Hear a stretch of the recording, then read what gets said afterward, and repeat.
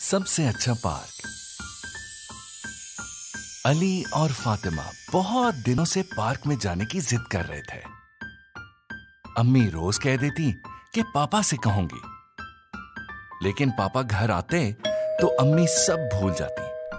बस भाग के पापा के लिए चप्पल ले आए, पानी का ग्लास लेकर उनके पास खड़ी हो जाएं, जल्दी जल्दी चाय बनाएं, फिर खाना, फिर टीवी, बातें और फिर सब सो गए। आज दोनों स्कूल से घर आए तो एक नए और सबसे अच्छे पार्क की बात कर रहे थे। अली कह रहा था वहां सब कुछ फ्री होता है, बहुत सारी चॉकलेट, खिलौने, झूले, आइसक्रीम, सब कुछ। लेकिन फातिमा उसका मजाक उड़ा रही थी। अरे बुद्धू, वहां ऐसा कुछ नहीं होगा। अम्मी ने दोनों के स्कूल बैग लिए और प्यार से पूछा, ये कौन से पार्क की बातें कर रहे हो? फातिमा बोली, आज टीचर ने जन्नत के बारे में बताया, जो सबसे अच्छा पार्क है। वहां बच्चों के लिए सब कुछ होगा। लेकिन अली कहता है कि सब फ्री होगा। बेवकूफ, अल्लाह मियां इतनी सारी चीजें फ्री में थोड़ी देंगे, है ना? अम्मी को हंसी आ गई। उन्होंने दोनों को प्यार किया और बोली, अली बिल्कुल ठीक कहता है। लेकिन क्यों? फातिमा ने पूछा। अम्मी ने कहा, अच्छा ये बताओ कि मैं और पापा तुम्हें इतनी सारी चीजें लाकर देते हैं, तुम्हारा ख्याल रखते हैं, तुम्हें प्यार करते हैं, तो क्या तुम दोनों हमें पैसे देते हो? अली खुश हो गया। हाँ देखा, इसी तरह जन्नत में भी सब कुछ फ्री होगा, क्योंकि अल्लाह मियां भी हमसे बहुत प्यार करते हैं। फिर अम्मी ने फातिमा का गाल चूम कर कहा, जो लोग अल्लाह मियां की बात मानते हैं, बड़ों का ख्याल रखते हैं, अल्लाह मियां को उन पर बहुत प्यार आता है और वो लोग हमेशा जन्नत में रहते हैं, सबसे अच्छे वाले पार्क में। फातिमा मुस्कुराते हुए कहने लगी, देखा, काम करना पड़ेगा, इतनी सारी चीजें ऐसे ही थोड़ी फ्री में मिल जाती हैं। अली सोचता रहा, ऐसा कौन सा काम होगा जिससे अल्लाह मियां को उस पर प्यार आ जाए। फिर उसको समझ में आ गया। शाम को फातिमा ने पूछा, तुम घड़ी क्यों देख रहे हो बार बार? लेकिन अली ने कोई जवाब नहीं दिया। फिर दरवाजे की घंटी बजी।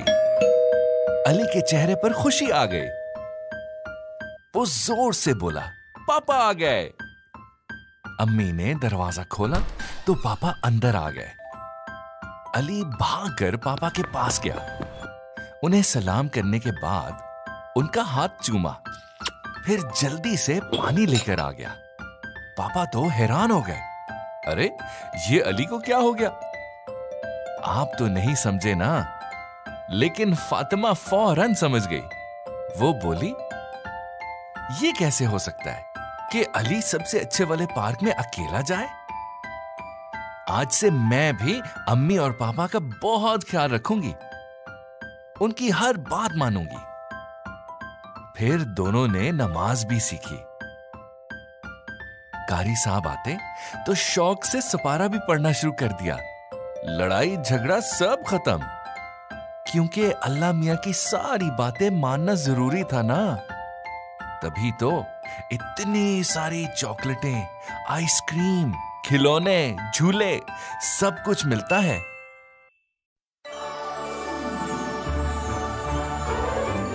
सिद्रा ने खाना खत्म कर दिया।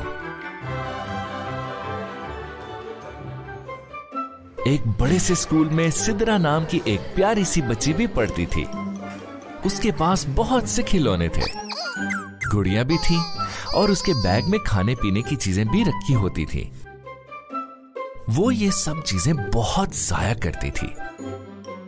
पानी पीना होता तो ग्लास पूरा भर के आधा पीती और आधा फेंक देती थी। पापा केक लाकर देते तो वो आधा खाती और आधा गिरा देती थी। मम्मी से कहती बहुत सारा खाना डालकर दे, लेकिन कभी पूरा खत्म नहीं करती थी।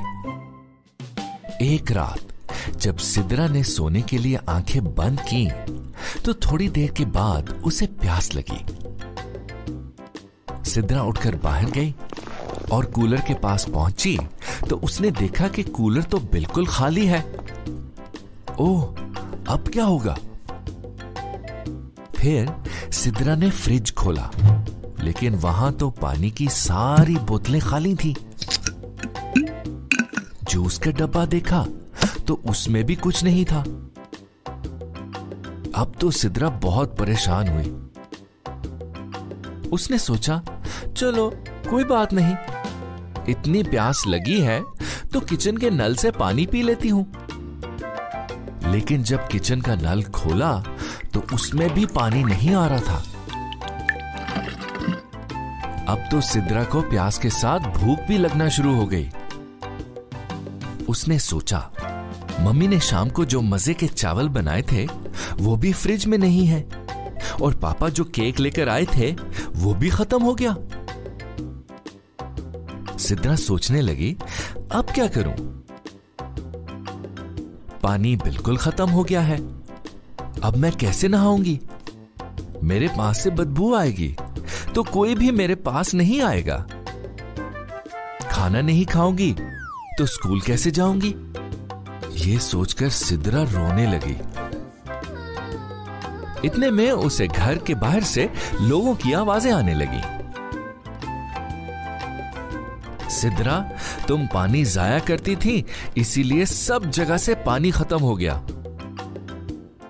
तुम प्लेट में बहुत सारा खाना डालकर पूरा खत्म नहीं करती थी, इसीलिए अब हमारे पास खाना भी नहीं है। ये बातें सुनकर सिद्रा को और भी रोना आ गया और कहने लगी, ये मैंने क्या कर दिया? मुझे ऐसा नहीं करना चाहिए था। पानी भी गिरा देती थी, खाना भी जाया कर देती थी, अब मैं क्या करूं? फिर एकदम मम्मी की आवाज आई, सिद्रा बेटा, क्या हुआ? तुम नींद में रो क्यों रही हो? और सिद्रा अपने बिस्तर पर उठकर बैठ गई। ओहो, मैं तो ख्वाब देख रही थी। शुक्र है ये सब ख्वाब था। सिद्रा ने मम्मी को अपना सारा ख्वाब सुनाया और उनसे वादा किया कि अब वो खाने पीने की कोई भी चीज जाया नहीं करेगी।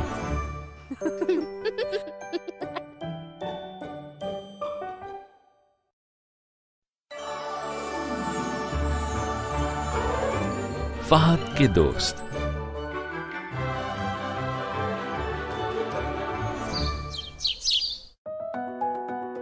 छोटे से प्यारे से फहद को चिड़ियां बहुत पसंद थी। मामा ने उसे बताया था कि सामने वाले बाग से चिड़ियां रोज सुबह खाना ढूंढने अपने घर से निकलती हैं। अब तो फहद रोज स्कूल जाने से पहले चिड़ियों के लिए रोटी के छोटे छोटे टुकड़े एक कटोरे में डालकर दीवार पर रख देता था और चिड़ियां वो सब रोटी खा जाती थी। फिर कुछ दिन बाद ऐसा होने लगा कि कटोरी में रोटी के कुछ टुकड़े बच जाते, पता नहीं क्यों। एक दिन इतवार को फहद कटोरे में रोटी के टुकड़े डालकर अपनी मामा के साथ बरामदे में बैठ गया, ये देखने के लिए कि चिड़ियां ठीक से खाना क्यों नहीं खा रही। थोड़ी देर बाद चिड़ियां आना शुरू हो गई।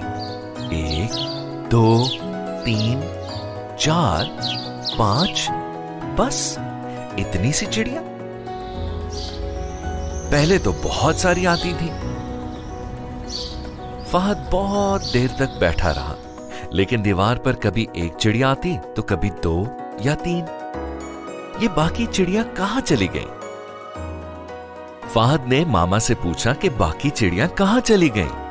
तो मामा ने उसे बताया कि सामने वाले बाग में कुछ पुराने दरख्त सूख गए हैं और किसी ने नए दरख्त भी नहीं लगाए, इसलिए पुराने दरख्तों पर रहने वाली चिड़िया अब कहीं और चली गई हैं।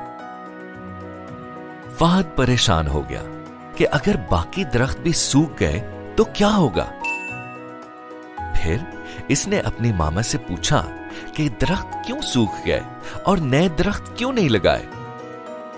मामा ने बताया कि बाग का माली अब बूढ़ा हो गया है और वो बहुत सारे दरख्तों का ख्याल नहीं रख सकता। लेकिन दरख्तों का ख्याल कैसे रखा जाता है? फहद ने मामा से पूछा। मामा ने बताया कि दरख्तों को रोज पानी देना पड़ता है, क्यारी से घास को साफ करना होता है और बस। फहद ने सोचा, बस इतनी सी बात, ये तो मैं भी कर सकता हूं।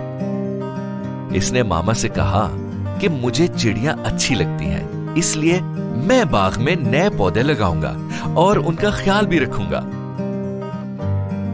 मामा ने उसे बहुत सारा प्यार किया और कहा कि इतना ज्यादा काम तुम अकेले तो नहीं कर सकते ना।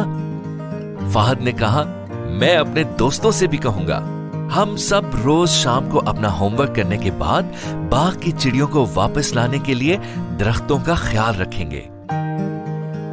मामा ने कहा, ठीक है, तुम पापा से पूछ लो, क्योंकि हर काम बड़ों से पूछकर करना चाहिए और ये तो बहुत अच्छा काम है जिसके लिए वो तुम्हें मना भी नहीं करेंगे। अब तो फहद बहुत खुश था क्योंकि अब बाग में नए पौधे लगेंगे, बहुत सारे फूलों की खुशबू आएगी, बहुत सारी दोस्त चिड़ियां आएंगी और रोज फुर करके इधर से उधर उड़ा करेंगी। उसके कटोरे में से खाना खाया करेंगी। कितना मजा आएगा ना।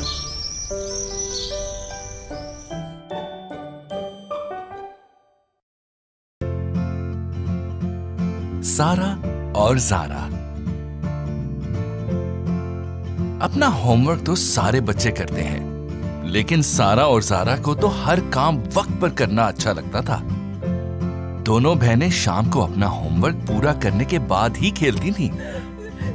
वैसे तो सारा और ज़ारा अम्मी की हर बात मानती थी, लेकिन ज़ारा को सपारा पढ़ना अच्छा नहीं लगता था। शाम को जब भी कारी साहब के आने का वक्त हो जाता तो वो बहाने करती। कभी ब्रश करना शुरू हो गई, कभी अपने शूज पर पॉलिश शुरू कर दी, तो कभी कुछ और। अम्मी कितना समझाती थी कि सुपारा पढ़ने से अल्लाह जी भी खुश होते हैं, लेकिन ज़ारा को ये बात समझ में नहीं आती थी, पता नहीं क्यों। एक दिन शाम को अकील मामू बहुत दिनों के बाद आए तो वो दोनों बहुत खुश हुई क्योंकि मामू आज खिलौने और फल भी लाए थे। शायद अम्मी ने मामू से कहा होगा कि ज़ारा कारी साहब के आने पर बहाने बनाती है, इसीलिए तो आज मामू ज़ारा से पूछ रहे थे कि आप सुपारा क्यों नहीं पढ़ती। ज़ारा सोचती ही रह गई कि क्या बहाना करे, लेकिन फिर उसने सच बता दिया कि बस अच्छा नहीं लगता। अरे क्यों अच्छा नहीं लगता? मामू ने हैरान होकर पूछा। ज़ारा के पास इस बात का तो कोई जवाब नहीं था, इसलिए उसने कह दिया, पता नहीं। अच्छा ये बताओ कि आपको अपनी अम्मी और पापा से कितना प्यार है? मामू ने कितना अजीब सवाल किया था ज़ारा से। उसने मामू की तरफ देखा, फिर इधर उधर देखा। इस टेबल जितना प्यार, उस दीवार जितना, नहीं, शायद इस पूरे घर जितना प्यार करती हूं। लेकिन फिर ज़ारा ने कुछ सोचा और बोली, पूरे आसमान जितना प्यार करती हूं मैं। लेकिन मेरा ख्याल है आप नहीं चाहती कि आपके पापा और मम्मी को भी सोने का ताज मिले। सोने का ताज? ज़ारा हैरान हो गई। कैसा ताज? ऐसा ताज जो सूरज से भी ज्यादा रोशनी वाला होगा। मामू ने ज़ारा का गाल थपथपाकर कहा, लेकिन मैं क्यों नहीं चाहूंगी कि अम्मी पापा को ऐसा ताज मिले? अब मामू ने समझाना शुरू कर दिया। अल्लाह के प्यारे नबी ने फरमाया है कि ऐसा ताज उन लोगों को मिलेगा जिनके बच्चे शौक से कुरान पढ़ेंगे और उस पर अमल भी करेंगे। अब आपने तो मुझे बता दिया कि अम्मी पापा से आसमान जितना प्यार करती हैं, लेकिन पता कैसे चलेगा? पास बैठी सारा ने फौरन कहा, कारी साहब से सुपारा पढ़ के और उनकी अच्छी अच्छी बातें सुनकर उन पर अमल करने से। ये बात सुनकर तो ज़ारा भी मुस्कुराने लगी। अब तो मामू ने दोनों से बहुत सा प्यार किया। अम्मी भी खुश हुई और ज़ारा, वो तो घड़ी देख रही थी कि कारी साहब कब आएंगे। अम्मी और पापा के सर पर सोने का इतना बड़ा चमकता हुआ ताज कितना अच्छा लगेगा, है ना?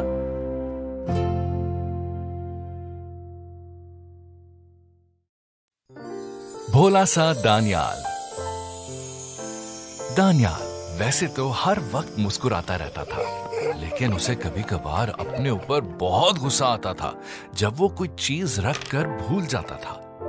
आज दानियाल अपनी नई पेंसिल कहीं रखकर भूल गया था।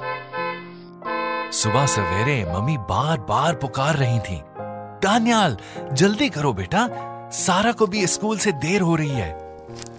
फिर अचानक दानियाल को याद आया कि होमवर्क करने के बाद कल उसने अपनी पेंसिल छोटी बहन सारा की कॉपी में ही रख दी थी। दानियाल ने फौरन सारा की कॉपी से पेंसिल निकाली और अपने आप को समझाया, दानियाल हमेशा भूल जाते हो, अब पेंसिल हमेशा अपनी डायरी में रखा करो, फिर याद रहेगा। उसके बाद दानियाल ने अपनी पेंसिल स्कूल की डायरी में रखी, डायरी अपने बैग में, और चल पड़े स्कूल की तरफ। मैथ्स के टीचर ने बोर्ड पर एक सवाल लिखा और कहा, सब बच्चे इसे अपनी कॉपी पर हल करके मुझे दिखाएं। दानियाल तो खुश हो गया क्योंकि यह तो बहुत आसान सवाल था। दानियाल ने बैग से कॉपी निकाली, नया सफा खोला और अरे पेंसिल कहां चली गई? दानियाल ने पेंसिल बॉक्स के बाद पूरे बैग में ढूंढा, लेकिन पेंसिल नहीं मिली। उफ, अब मैं क्या करूं? मैं तो इतना आसान सवाल सबसे पहले करके टीचर को दिखा देता, लेकिन ये पेंसिल कहां चली गई? टाइम गुजर गया।